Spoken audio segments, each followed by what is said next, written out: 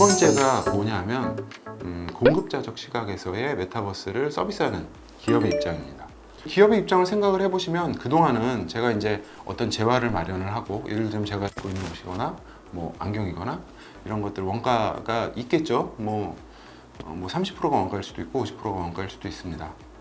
그런데 이제 기업 입장에서는 최소한 원가를 적게 하고, 예전에 제가 이제 마케팅이란 과연 무엇인가 이런 얘기를 들어본 적이 있는데, 최소한의 노력으로 최대의 가치를 얻는 것, 이걸 이제 마케팅 활동이라고 많이 얘기를 하는데, 그런 부분들이 기업에서는 끊임없이 그런 부분들을 찾게 되죠. 근데 메타버스야말로 그런 걸 최적화된 공간이 아닌가 싶습니다. 저희가 뭐 어릴 때 농담으로 그런 얘기를 합니다. 기껏해야 어떤 프로그램 몇 줄이 된, 예를 들어 우리나라에 유명한 게임이 있습니다. 뭐 게임명은 제가 따로 말씀을 안 드리겠지만, 뭐 아이템 하나가 몇 억이다 이렇게 얘기를 하는데, 그 게임을 하지 않는 사람들 입장에서 보면 그냥 뭐 속된 말로 데이터 쪼가리 혹은 몇 줄의 그냥 코드인데 그만한 가치를 갖추느냐 라고 하지만, 물론 그 세계 안에서야 다르겠죠. 근데 그걸 공급자 입장에서 보면 굉장히 그게 좋은 수단이거든요. 디지털로 되어 있다 보니까 원가가 크게 많이 들진 않고, 컨트롤 C, 컨트롤 V만 하면 아이템이 이제 복사가 되는 이제 그런 부분이라, 기업으로서는 굉장히 매력적인 시장이라고 저는 생각을 하고요. 그러다 보니까 그 반증으로 최근에 이제 그 NFT라고 논 펑지블 토큰이라고 하더라고요. 이게 이제 복제 불가능 토큰인데, 이런 것들을 이제 다수 출시를 하고, 오늘 보니까 무슨 그 중국의 알리바바도 그걸 하겠다고 이제 얘기를 했고, 아까 말씀드린 대로 이제 페이스북도 사명을 이제 메타로 변경을 하면서 그런 부분에 적극적으로 아마 참여를 할 것 같습니다. 우리나라에 이제 많은 게임 회사들도 NFT를 이제 서비스를 하겠다 이렇게 이제 나서고 있는데, 그런 부분들을 반대로 생각을 해보면 저희가 이제 심리학적으로 그런 게 있습니다. 이제 동물 얘기를 하다가 뭐 좋아하는 동물이 뭐예요? 이렇게 얘기를 하는 부분에 있어서, 예를 들자면 코끼리 빼고 이제 이런 얘기가 있습니다. 이게 무슨 얘기냐면, 그 얘기를 하는 순간 머릿속에는 코끼리 생각밖에 안 들거든요. 코끼리를 빼고 얘기를 하는데, 근데 저희가 이제 인식이란 게, 인간의 인식이란 게 생각을 해보시면, 야 그게 뭐 디지털 안에 있는 어떤 아이템 제어하면 그냥 무제한 복사되는 거 아니야? 라고 하는 부분을 미리 깔고, 그 위에 그러면 우리가 처음으로 출시할 아이템들은 복제 불가능한 것들을 판매하겠다. 물론 그게 복제 불가능하니까 뭐 대단한 큰 금액의 거래가 되고, 얼마 전에도 뭐 19억의 거래가 됐다, 뭐가 됐다 이렇게 많이 나오는데, 그 수요가 계속 넘쳐나면 언젠가는 복제가 가능한 아이템도 팔겠다는, 저는 일종의 암시라고 보거든요. 그게 수요가 넘쳐나면 그거보다 조금 뭐 떨어지지만 복제 가능한 아이템들도 판매를 했으면 좋겠다, 이런 요청들이 아마 들어올 거라고 생각이 되어집니다. 그래서 이제 그 기업 입장에서는 너무나 좋은 호재고, 다만 이제 아마 그런 부분들이 있을 것 같습니다. 이게 메타버스라고 하는 거는 우리가 삶을 살아가는데 연속성이 있잖아요. 무슨 얘기냐면, 한국에 있는 저도 저고, 제가 미국으로 여행 갔더라도 역시 똑같은 저입니다. 제가 바뀌지는 않습니다. 그러다 보니까 메타버스는 지금 많은 곳에서 서비스를 합니다. 저희가 뭐 로블록스 같은 거 얘기를 많이 하고, 포트나이트, 그리고 이제 저희가 9월 달에 대학생분들 500분을 대상으로 조사를 한번 해봤더니, 대학생분들이 메타버스라고 느끼고 메타버스 서비스로 가장 좋아하는 프로그램은 그 동물의 숲이라고 하시더라고요. 이제 그런 부분들, 그런 것들이 다 각각 이제 나눠져서 서비스를 하고 있는데, 결국에는 메타버스가 진정 그 대체 삶이 되기 위해서는 그런 것들이 어떤 통합 플랫폼이 필요하리라 보고, 그런 것들을 위해서 페이스북도 사명을 바꾸고 아마 이 부분에서 전폭적인 투자를 하지 않을까 싶습니다.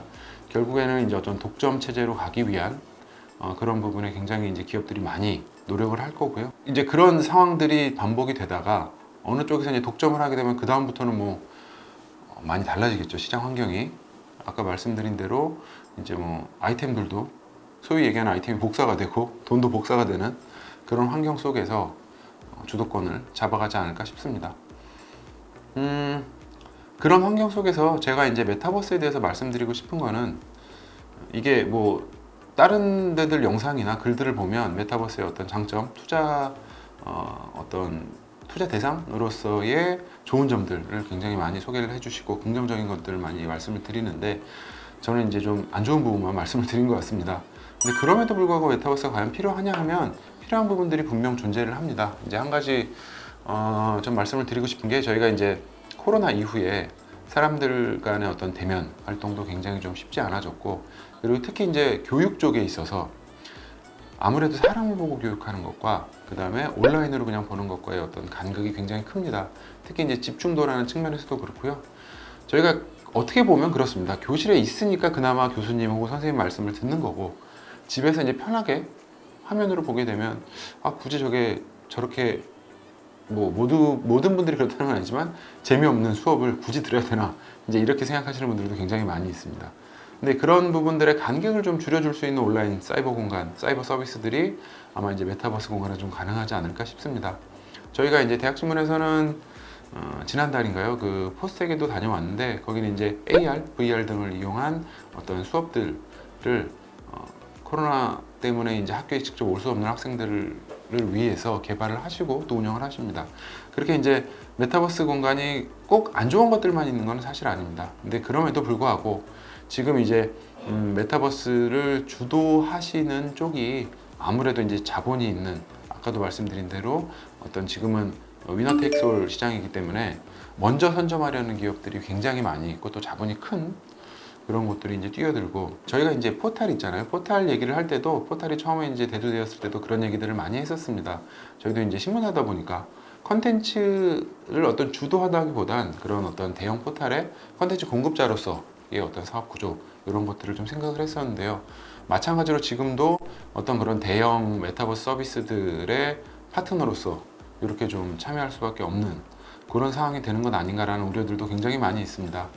그래서 이제 특히 이제 저희 대학이나 이제 학생들 같은 경우는 거기에 이제 참여자로서 밖에는 참여하기가 좀 어려운 상황이라, 물론 이제 NFT나 이런 것들을 통해서 그 안에서 창작 활동을 하고 실제로 지금도 이제 거기 수익을 굉장히 많이 올리시는 분들이 계십니다.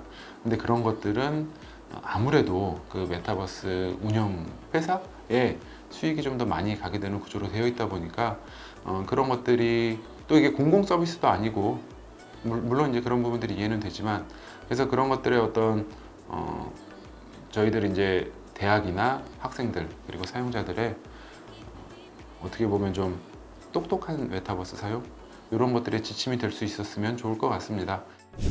오늘은 뭐 이렇게 메타버스에 대한 짧고 이제 뭐 간결하게 한번 생각을 정리를 해봤고요. 제가 이제 앞으로 말씀드리고 싶은 부분들은 그 메타버스 관련된 교육 프로그램이나 이런 분들 업체들이 많이 있습니다.